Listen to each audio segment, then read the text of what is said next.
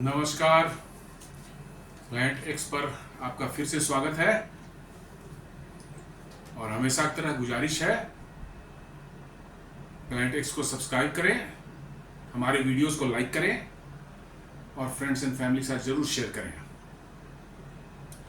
दोस्तों, आज एक ऐसे विषय पर चर्चा करना चाह रहे हैं हम लोग जिसके कारण पूरी दुनिया में अभी पिछले कुछ महीनों से हाहाकार मचा हुआ है, अफरा तफरी मची हुई है। और ये कारण है, ये विषय है अमेरिका के राष्ट्रपति ट्रंप के द्वारा छेड़ा गया टैरिफ वार।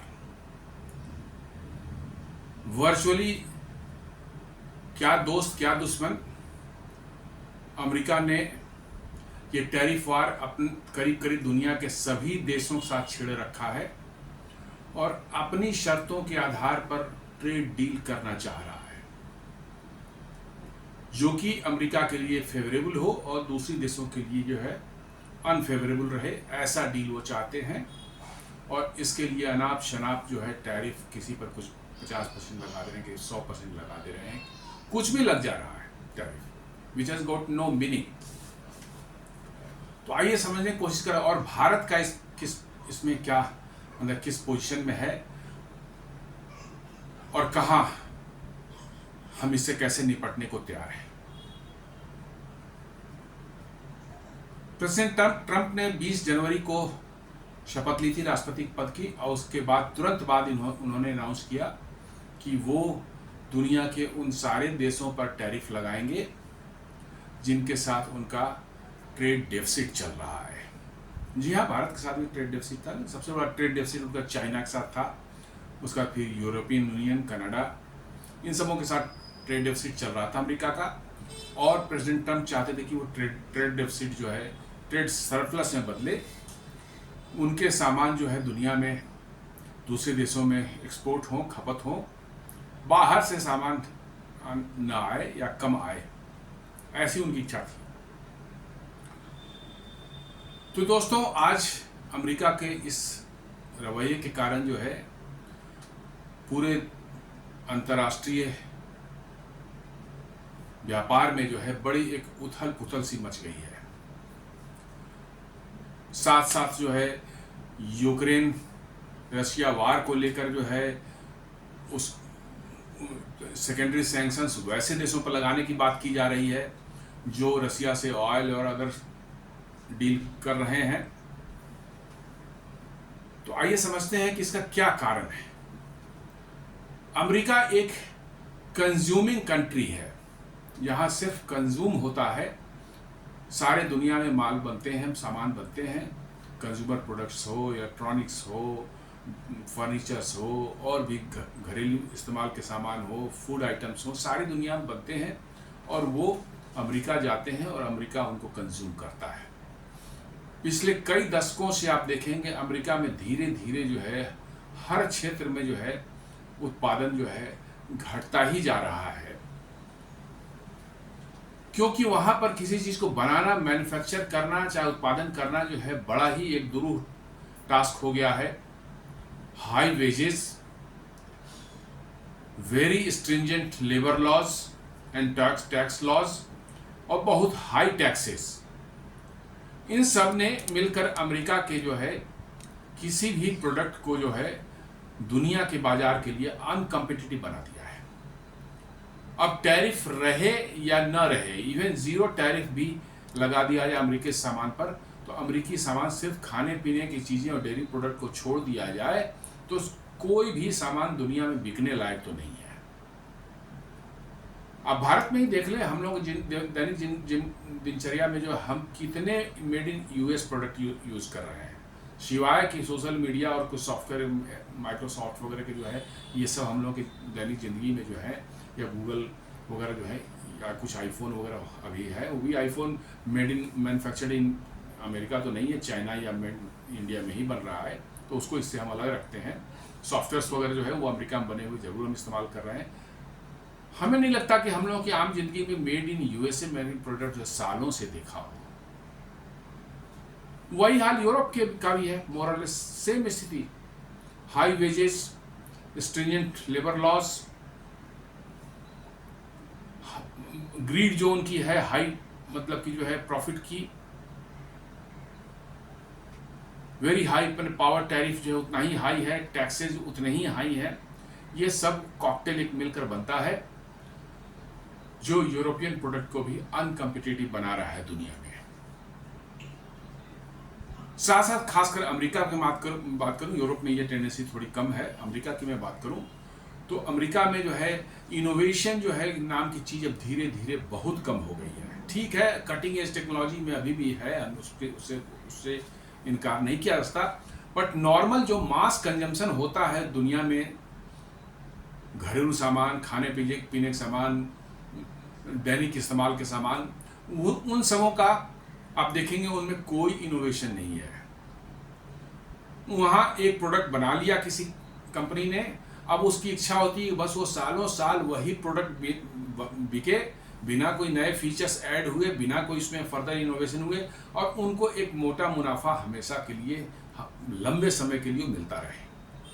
आपने देखा होगा 2 अमेरिका की ब्रांड जो है गाड़ियों की, फोर्ड और जनरल मोटर्स जो है भारत में आए और कुछ सालों तक ऑपरेट करना फेल होकर चले गए, ओनली बिकॉज की नो इनोवेशन। आप देखें दूसरी गाड़ी टाटाज है, मारुति है, हुंडई है, इन सबों की इनोवेशन देखिए, हर साल कुछ नए, उसी प्रोडक्ट में भी कुछ नए फीचर्स ऐड करते हैं, कुछ नए मतलब कि उसमें और चीज़ें ऐड करते हैं, फैसिलिटीज ऐड करते हैं, थोड़ी टैरिफ कॉस्ट में आगे पीछे करके जो है वो नई चीज़ें आती हैं, पब्लिक को अट्रैक्ट करती है और वो बिकता है। आप देख लें शेवरलेट और जो फोर्ड जो यहाँ पर थी, उन्होंने जो प्रोडक्ट निकाला उसमें कोई नई चीज़ नहीं ऐड हुई, सालों तक धीरे धीरे उनका सेल गिरता गया और अल्टीमेटली जो है इंडिया से बाहर हो गया। ये हाल अमेरिका के सभी प्रोडक्ट्स के हैं। आप ये ना समझे कि मैंने जो एग्जांपल दिया है कार के, नहीं, अमेरिका के सारे प्रोडक्ट्स जो हैं आज से 10 साल 15 साल जैसे पहले बने हैं, शायद वैसे ही आज ही बना रहे हैं। ये उम्मीद करते हैं दुनिया इसको खरीदेगी और हम मोटा मुनाफा करेंगे, तो अब ऐसा नहीं होने वाला है। और इसी की चिंता प्रेसिडेंट ट्रंप को खा रही है कि वहाँ से मैन्युफैक्चरिंग अमेरिका से बाहर जा रही है। अभी जो है टोयोटा ने अपना प्लांट शिफ्ट किया है मैक्सिको, और होंडा ने अपना प्लांट शिफ्ट किया अमेरिका से जो है कनाडा। जॉन डीरी जो दुनिया की सबसे बड़ी फार्म इक्विपमेंट बनाने वाली कंपनी थी, उसने अपना पूरा का पूरा बेस जो है मैन्युफैक्चरिंग बेस उठा करके जो है ले गया है मैक्सिको। थोड़ा इंडिया में भी मतलब कि जो है ऑलरेडी बन रहा है, शायद उसका भी कुछ एक्सपेंशन हो जाए, इंडिया में भी उनकी मैन्युफैक्चरिंग होती है, बट अमेरिका से वो बाहर निकल गए मैन्युफैक्चरिंग। हाँ, बिकेगा, उनके प्रोडक्ट अमेरिका में बिकेंगे, बट वो इंपोर्ट होकर बिकेंगे, अमेरिका में बने हुए प्रोडक्ट नहीं रहेंगे। तो आप इससे समझ लें कि वहाँ धीरे धीरे अनकम्पिटिटिव होता जा रहा है। तो ट्रंप जो ये फ्यूटाइल एक्सरसाइज कर रहे हैं कि मैन्युफैक्चरिंग को वो अमेरिका में वापस लेकर के आए, तो उसके लिए पहली बात तो इनको डॉलर को ड्रास्टिकली डीवैल्यू करना पड़ेगा, तभी वो एक्सपोर्ट हो पाएगा। प्लस लेबर लॉज उतने स्ट्रिंजेंट रहेंगे तो नहीं आगे बात बनेगी। पावर टैरिफ्स, टैक्सेस, ये सब जितने हाई हैं, इससे जो है प्रोडक्ट महंगा होगा। प्लस मैन पावर कॉस्ट जो है वो अपने आप में इतना एग्जॉर्बिटेंट है कि आप उसी काम के लिए शायद इंडिया में 1/10 पर कोई आदमी मिल जाए, आपको स्किल्ड मैन पावर मिल जाए 1/10 कॉस्ट पर जो है, और आपका प्रोडक्ट बन जाएगा। तो कैसे आप compete करेंगे? तो लेकिन अब उनकी सनक है, वो चाह रहे हैं कि भाई सारे मैन्युफैक्चरिंग जो है वहाँ से उठ कर गया। अभी उन्होंने जो है कुछ महीने पहले, 1-2 महीने पहले, टिम कुक जो है एप्पल के जो CEO है, उनको कहा कि भाई अमेरिका, इंडिया मत बनाओ आईफोन, अमेरिका में बनाओ। उन्होंने खुल कर दिया कि नहीं, इंडिया में ही बनेगा। इसके साथ एक और अब मामला जोड़ कर देख रहे हैं, ये बेसिकली उसी का फॉलोआउट है कि किसी तरह सामने वाले को इतना परेशान करो कि वो डिफेंसिव होकर के हमारी बात मान ले।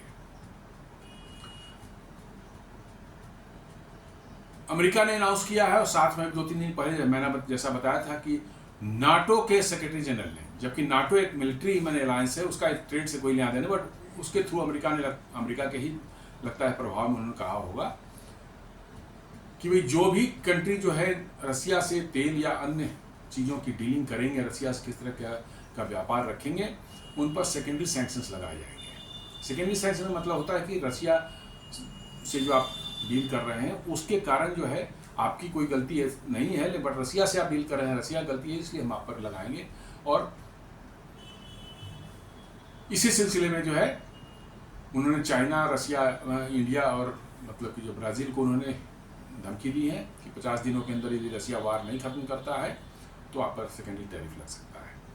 अभी कल का मैं देख रहा था न्यूज़, यूरोपियन यूनियन ने यूनिलैटरली जो है इंडिया पर सैंक्शन के कुछ रिफाइनरीज, एक रिफाइनरी है नायरा एनर्जी जो कि बेसिकली एक रशियन रिफाइनरी है। पहले ये एसआर वाइल के नाम से ही जाना जाता था। ये रिफाइनरी जो है वाडिनार में है, ये गुजरात में जो है। ये पहले एसआर वाइल के नाम से जाना जाता है। एसआर वाइल बैंकरप्ट हो गई तो एनसीएलटी के वाले केस में जो है नायरा एनर्जी जो इसका नाम है, और इसकी पेरेंट कंपनी जो है रोजनेफ्ट जो है वो है रशियन कंपनी जो है। उन्होंने इसको खरीद लिया, तब से चल रही है, अच्छी चल रही है। अभी यूक्रेन वार के दौरान जो है इन्होंने सस्ता तेल काफ़ी बड़ी मात्रा में इंपोर्ट किया रशिया से। रिलायंस एनर्जी ने भी बड़ी मात्रा में इंपोर्ट किया और इन्होंने रिफाइन करके वो सारे प्रोडक्ट्स जो है यूरोप को बेचना शुरू कर दिया बड़ी क्वांटिटी में। बिलियंस ऑफ डॉलर्स के रिफाइंड प्रोडक्ट्स जो है एक्सपोर्ट होने शुरू हो गए। क्यों? क्योंकि यूक्रेन वार शुरू होते ही जो है यूरोप ने अपना ऑयल और गैस जो है लेना जो है वहाँ से कम कर दिया, या ख़त्म ही कर दिया रसिया से। ख़त्म तो नहीं किया है, अभी भी ईस्ट यूरोपियन कंट्रीज बहुत से जो है वहाँ से ले रहे हैं ऑयल एंड गैस, जो कि नाटो और यूरोपियन यूनियन के मेंबर भी हैं, और फिर भी ले रहे हैं। ये बड़े देश जो है जर्मनी, फ्रांस, यूके वगैरह, इन लोगों ने बंद कर दिया है। हालांकि घुमा फिरा के वो भी ले रहे हैं दाएँ बाएँ करके जो है। तो इंडिया से वो ज्ञान जाना शुरू हुआ बड़ी मैंने उस पर जो है, और इससे उनके यहाँ इन्फ्लेशन पर बहुत कंट्रोल हुआ काफ़ी ज़्यादा। नहीं तो इनकी एनर्जी कॉस्ट इतनी भाग जाती कि आप सोचना मुश्किल था। आप जस्ट देख लें कि गैस के लिए जो है उन्होंने अमेरिका से कॉन्ट्रैक्ट किया और अमेरिका से गैस को एलएनजी में कन्वर्ट करके जो है उनको ला रहे हैं टैंकर के थ्रू जो यूरोप, और उस गैस की कॉस्ट उन्हें जो पड़ रही है, जो रसिया से जो गैस आती थी नॉर्ड स्ट्रीम 1 नॉर्ड स्ट्रीम 2 के थ्रू जो है पाइपलाइन के थ्रू जो आती थी, उसका 3 गुना पड़ रहा है। और दोनों ही पाइपलाइन को जो है यूक्रेन वार के स्टार्ट होते ही ब्लास्ट करके उड़ा दिया गया। शायद मतलब कि जो लोग कहते हैं कि इसमें CIA की चाल है या जो भी है, और यूरोप उसका फल भुगत रहा है। वहाँ एनर्जी कॉस्ट कर 10 गुनी 10 टाइम्स बढ़ चुकी है,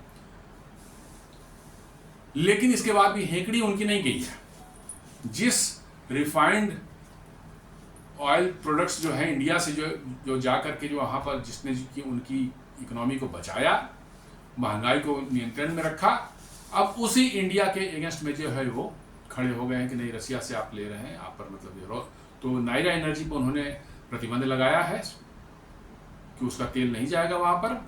और रिलायंस एनर्जी भी शायद इस चपेटे में आ जाए। हालांकि रिलायंस एक बहुत बड़ी कंपनी है, हो सकता है अपने इन्फ्लुएंस का इस्तेमाल करके शायद बच जाए, लेकिन उस पर भी खतरा मंडरा रहा है कि उसके भी एक्सपोर्ट्स जो यूरोप को हो रहे हैं वो शायद उस पर भी प्रतिबंध लग जाए। खैर एनीवे, इन प्रतिबंधों से बहुत फर्क नहीं पड़ने वाला है भारत को, क्योंकि वो यूरोप नहीं लेगा, कोई और देश लेगा। अफ्रीकन कंट्रीज, बहुत से कंट्रीज जहाँ पर रिफाइनरीज नहीं है, वो एक्सपोर्ट वहाँ चला जाएगा, यूरोप के बदले में वहाँ जा सकती है। या भारत इटसेल्फ इतना बड़ा कंट्री है कि यहाँ पर ही कंज्यूम मैक्सिमम हो जाता है यहाँ पर। मेरे कहने का ये मतलब है कि इनकी हेकड़ी जो है सारे यूरोप की इकोनॉमी जो है गटर में चली गई है, गर्त में जा रही है, लेकिन इनकी हेकड़ी में कोई कमी नहीं है। अमेरिका की इकोनॉमी वही होती जा रही है, वहाँ जिससे कंपनियाँ धीरे धीरे शिफ्ट हो रही हैं। अभी एल्युमिनियम पर टैरिफ जो उन्होंने कनाडा पर लगाया 50% जो है, उसके कारण जो कनाडा में तो एक भी जॉब लॉस नहीं हुआ, रादर उनको और भी ऑर्डर्स मिल गए यूरोप और अदर एशियन कंट्री से एल्युमिनियम सप्लाई के। एल्युमिनियम इंडस्ट्री से जुड़े 1 लाख लोग जो है अमेरिका में उन्होंने अपने पिछले 1 से 1.5 महीने में जो है अपनी नौकरियां गंवाई हैं। तो आप अंदाजा लगा सकते हैं कि आप चले थे किसी दूसरे को परेशान करने, लेकिन परेशानी सिर्फ आपके यहाँ खुद आ रही है, आपके घर में परेशानी पैदा हो रही है। एल्युमिनियम इंडस्ट्री के 1 लाख लोग जो है 1.5 महीने में जो है अपनी जॉब लॉस कर रहे हैं, लॉस हो जाए उनका, यू कैन इमेजिन। और अभी बहुत लंबी लिस्ट पाइपलाइन में है। स्टील पर उन्होंने लगाया है, उसका भी रिपरकशन को झेलना पड़ेगा। जो भी वहाँ पर स्टील प्रोडक्ट्स इतने महंगे हो जाएंगे कि मतलब कि जो है वहाँ के कि सारी मतलब कि जो है स्टील से रिलेटेड प्रोडक्ट्स जो मार्केट में बिकती है वो सारे सारे महंगे हो जाएंगे। तो ये इतना आसान है कि सीधे 2+2 4 नहीं है ये कि मैंने टैरिफ लगा दिया तो मेरे यहाँ सारी मैन्युफैक्चरिंग आ जाएगी, हम फिर बनाकर सारी दुनिया में बेचेंगे। ऐसा नहीं होता। उसके पीछे जो आपका जो फ्रेमवर्क जो आपने बना रखा है अपने यहाँ इकोनॉमी चलाने के लिए मैन्युफैक्चरिंग के जो है, अनलेस उस फ्रेमवर्क में गड़बड़ियों को नहीं आप सुधारेंगे, it will not come to the मतलब कि जो है स्ट्रेट लाइन, होगा ही नहीं। उसको सही रास्ते पर लाने के लिए आपको उन गड़बड़ी, वो अमेरिका में अब हो नहीं सकता। उनकी हाई टैरिफ, उनकी लाइफ स्टाइल जिस तरह से अमेरिकन लोग की हो चुकी है पिछले लास्ट 5-6 दशकों में जो है इतनी तेजी से बढ़ी है, अब उस लाइफ स्टाइल से वो पीछे जाएंगे तो संभव नहीं है। यानी कि उन वेजेस जो है कम नहीं हो सकते, बढ़ेंगे ही बढ़ेंगे। दूसरा, आपका जो कंजम्पशन का पैटर्न है, यूज एंड थ्रो वाला जो है, मतलब कि हाई कंजम्पशन, किसी चीज को लिया, थोड़ी भी गड़बड़ी हुई उसको सीधे फेंक दिया, रिपेयरिंग नहीं करना है, मरम्मत नहीं करनी है, वो ऑलवेज आपको हाई कंज्यूमिंग मैंने कंट्री के उसमें रखेगा।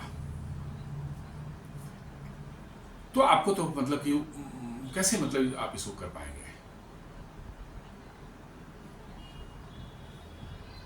प्लस दूसरा, डॉलर को आपने आर्टिफिशियली जो है उसको पेट्रो डॉलर से लिंक करके जो है पेट्रोलियम एक्सपोर्ट से लिंक करके इसको आपने हाई कर रखा है ताकि इसकी डिमांड पूरी दुनिया बनी रहे और डॉलर हाई रहे। तो डॉलर हाई है तो फिर आप एक्सपोर्ट तो नहीं कर पाएंगे। यदि आपको एक्सपोर्ट करना है दुनिया को वाकई, if you are really serious, then you have to devalue your dollar drastically. आधे क्या, 75% डिवैल्यूएशन करना पड़ेगा, तब जाके आपके प्रोडक्ट्स जो है, यदि वो प्रोडक्ट्स जो है दुनिया में यदि कोई लाइक करता हो, मुझे नहीं लगता कि अमेरिकन प्रोडक्ट्स को जो है कोई कंज्यूमर प्रोडक्ट जो है कोई लाइक करता है। यदि वो लाइक करता है कोई तो ठीक है, वो होता लेने की सोचे। 75% आपको डिवैल्यू करना पड़ेगा, अदरवाइज ये बिकने को नहीं है। क्योंकि आपने उसकी वैल्यूएशन जो है इतनी हाई आर्टिफिशियली कर रखी है और दुनिया को धमकी देते हैं कि जो भी मतलब कि डी-डॉलराइजेशन की बात करेगा उस पर हम सैंक्शन लगा देंगे। तो अब ये सैंक्शन जो है वो जमाना गया, अब सैंक्शन काम करने वाले नहीं है। ये रसिया यूक्रेन वार ने दिखा दिया, आपने रसिया को सैंक्शन किया कि रसिया की इकोनॉमी पहले से ज़्यादा स्ट्रांग हो गई, पहले से ज़्यादा स्ट्रांग हो चुकी है। तो आप करके लगाते रहिए sanction, it doesn't matter. Similarly आप भारत के साथ जो है यही डील करना चाह रहे हैं। भारत ने साफ कर दिया कि हमारे साथ ट्रेड डील करना है तो जो हमें बेनिफिशियल होगा ट्रेड डील हम वही करेंगे।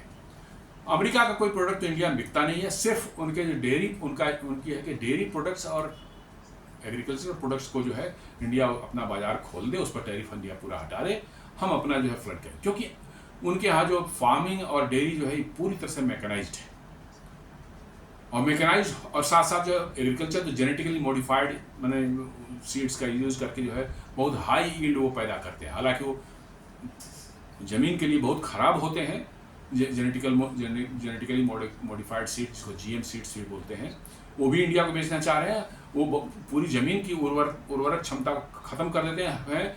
थोड़े दिन 1-2 साल 2-4 साल इस्तेमाल कर लें आप उसका, तो आपकी ज़मीन जो है आज जितनी फर्टिलाइजर लगती है उसका 10 गुनी फर्टिलाइजर खाना शुरू कर देगा, फिर भी प्रोडक्ट नहीं होगा। तो ये सब चीज़ और इंडिया इस पर असिस्ट करा कि नहीं, हम जीएम सीड्स को इंडिया में नहीं आने देंगे। एग्रीकल्चर पे हमारे सबसे बड़ी संख्या में लोग जो है डिपेंडेंट हैं, I can not open it. Plus at the same time ethical issues भी हैं। वहाँ के डेयरी प्रोडक्ट्स जैसे बटर वगैरह में जो है बीफ टैलोज इस्तेमाल होता है फ्लेवर के लिए, वहाँ के लिए वो फ्लेवर बहुत अच्छा माना जाता है। हालांकि हम लोग इंडियंस को तो वो फ्लेवर बिल्कुल नहीं, मतलब कि जो है उसको इस्तेमाल किया था। तो अब ये इंडियन के रिलीजियस सेंटिमेंट्स के साथ आप खेलना चाह रहे हैं कि तो बीफ टैलो मिला करके जो है आप वहाँ से बटर बेचना चाहते हैं Indian, it is not acceptable. Bharat सरकार ने साफ कर दिया कि no, these things are non negotiable. आपको अदर चीज़ों पर बात कर लीजिए, इन चीज़ों पर बात हम नहीं करेंगे।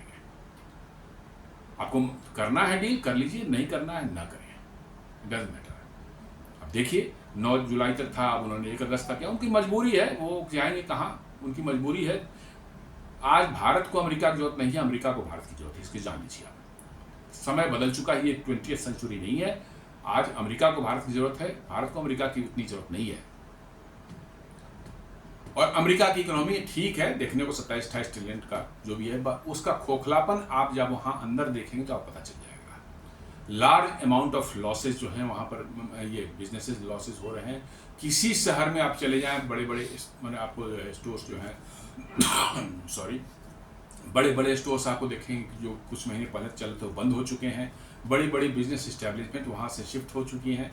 ये चीज़ें वहाँ आम हो गई है। होमलेसनेस वहाँ पीक पर चल रहा है। बड़े बड़े शहर जो है, लॉस एंजलिस, न्यूयॉर्क, यहाँ पर लोग जो टेंट लगाकर सड़कों किनारे, वाई बिकॉज कि उनके पास इनकम नहीं है, जॉब नहीं है। तो ये आपकी पॉलिसीज, गलत पॉलिसीज जो आपने बना रखी है उसकी वजह से हुई है। ऐसा नहीं है कि ट्रेड डेफिसिट से अमेरिका जो है वो बहुत भारी वो हो रहा हो।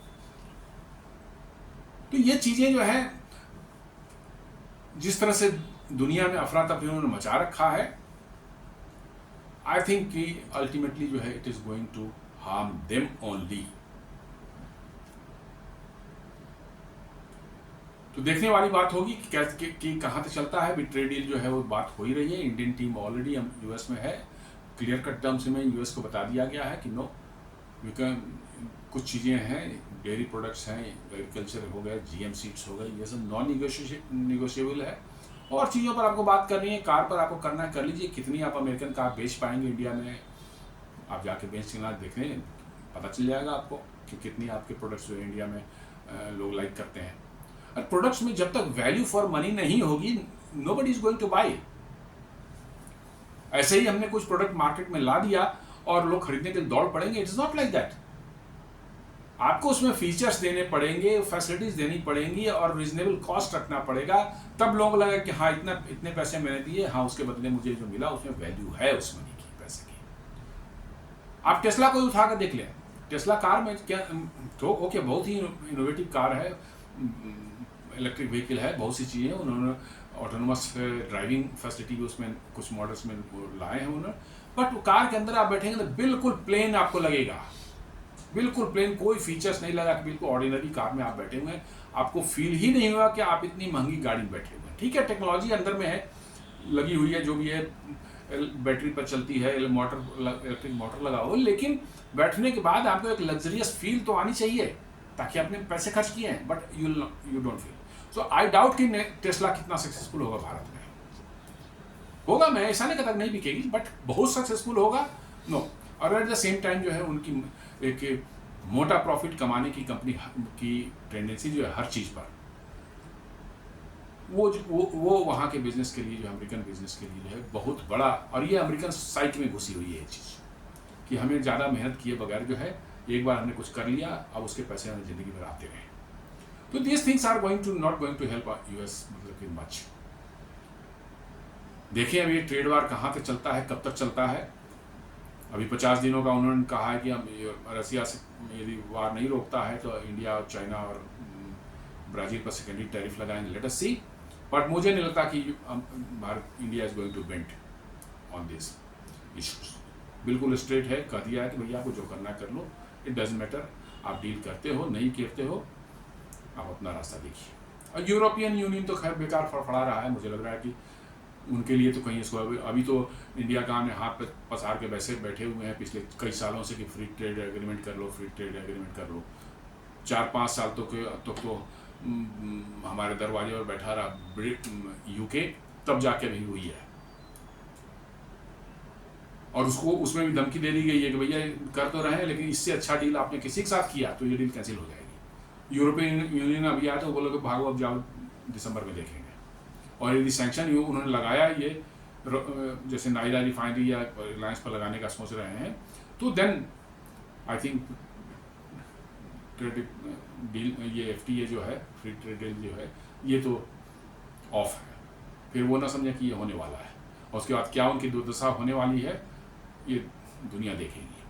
तो दोस्तों ये बहुत कॉम्प्लेक्स ये है और काफ़ी उथल पुथल दुनिया मची हुई है अभी, भारत भी। लेकिन भारत ने अपने जो पत्ते बड़े सोच समझ कर चल रहा है और ठीक पोजीशन में है, अच्छे पोजीशन में है। We need not worry about कि भाई इसमें क्या होने वाला है। Ultimately US has to come down, और इसीलिए वो बार बार अपने टाइमलाइन को बढ़ा रहे हैं, यू टर्न ले रहे हैं। कभी 500% टैरिफ की बात की थी, अब 100% की बात कर रहे हैं। कल ही जो है उन्होंने जो है इंडिया ने सिर्फ जाके इंडियन फॉरेन मिनिस्टर जो है वो चाइनीज प्रेसिडेंट से उन्होंने मुलाकात कर ली शी जिनपिंग से। इसी में अमेरिका की हालत ख़राब हो गई। उन्होंने तुरंत जो है आनन फान में जो है जो लश्कर तोयबा का जो एक बदला हुआ नाम है TRF, उसको जो है उन्होंने ग्लोबल टेररिस्ट डिक्लेयर कर दिया। परसों तक तो नहीं कर रहे थे, बार बार उनसे रिक्वेस्ट किया जा रहा था कि करें, इसको तो नहीं कर रहे थे वो। ऊपर से जो है सिक्योरिटी काउंसिल में जो है के committee terrorist anti terrorist committee में जो है पाकिस्तान को वाइस चेयरमैन ही बनवा दिया, और सब अमेरिका के ही बरदस्ती के कारण हुई है। लेकिन जैसे ही शी जिनपिंग से मुलाकात की और चाइना ने कह दिया कि रसिया इंडिया चाइना का जो है बन सकता है एक मैंने गठजोड़, अमेरिका इतने में ही उनकी हालत ख़राब हो गई और उन्होंने तुरंत जो TRF पर जो सैंक्शन लगाने की बात कर दी कि भाई वो डिक्लेयर कर दिया कि ग्लोबल टेररिस्ट ऑर्गेनाइजेशन है। तो टैरिफ पर भी यही होने वाला है, नथिंग भाई। इंडिया अपने कार्ड से जैसे ही अमेरिका ने इंडिया को प्रेशराइज करना शुरू किया, चाइना के साथ जो है थोड़ी चीज़ों को इम्प्रूव करने की कोशिश होने लगी। ये एक मैसेजिंग है, एक पोस्चरिंग होती है, और ये पोस्चरिंग ही से आपका ज़्यादातर काम हो जाता है। और आपने देख लिया कि TRF पर उन्होंने बैन लगा दिया, तो ये टैरिफ पर भी जो है उनको झुकना ही पड़ेगा। यदि वो नहीं माने तो ठीक है, इंडिया रसिया चाइना का अपने ब्लॉक हो जाएगा, ये बहुत बड़ा ब्लॉक होगा। कंबाइंड इकोनॉमी जो इन तीनों मिला के 25-26 ट्रिलियन 27 ट्रिलियन डॉलर की हो जाएगी, 26 ट्रिलियन डॉलर की तो हो ही जाएगी। तो इससे भिड़ना तो किसी के लिए मुश्किल होगा। तो ये जमाना गया, अमेरिका भूल जाए हो। एक्चुअली ये सब जो है एक पुराने 20वीं सेंचुरी के 19th सेंचुरी 18th सेंचुरी वाला जो इनका एक मैंने बना हुआ है माइंडसेट कि we are the king of the world, हम दुनिया को रूल करते हैं, वो जाने में भी खत्म। हालांकि अब वो ना दुनिया का रूल क्या करेंगे, तो खुद भिखारी बनने के कगार पर पहुंच रहे हैं अगले 10 सालों 20 सालों में।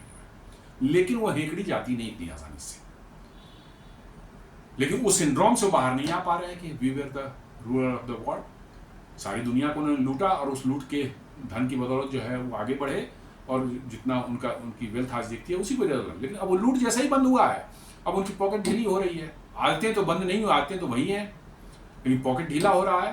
पॉकेट ढीला हो रहा है तो अब जो है ये लेकिन हेकड़ी के कारण जो है सब निकल रहा है। मैंने यूरोपियन यूनियन इंडिया पर सैंक्शन लगाने की बात, जिस तेल से जो है उनकी इकोनॉमी बची उसी पर वो सैंक्शन लगाने की बात करें। You can just very well imagine, Russia पर कैपिंग कर रहे हैं कि $47 से ऊपर का ऑयल नहीं बेच सकता। अरे भाई तू कौन होता है बोलने वाला कि $47 पर बैरल के से रेट ऊपर नहीं हो सकता। तो यह पूरी स्थिति है, ये हम लोग अच्छे पोजीशन में है। लेकिन सी अगले 1-2 महीने में पिक्चर क्लियर करके निकलेगी, और आई थिंक कि we will be able to handle this situation very well. कोई चिंता की बहुत ज़्यादा बात नहीं है, लेकिन ये बहुत बड़ा एक अभी चल रहा है, सारी दुनिया में खलबली मची हुई है। तो मैंने सोचा कि इस पर चर्चा करना जरूरी है, तो वो हमने इस पर एक छोटा सा विश्लेषण किया है। उम्मीद करता हूँ आपको अच्छा लगेगा। आप हमारे वीडियो को लाइक करेंगे, चैनल को सब्सक्राइब करेंगे, और वीडियो को शेयर भी जरूर अपने फ्रेंड्स एंड फैमिली के साथ करेंगे। धन्यवाद।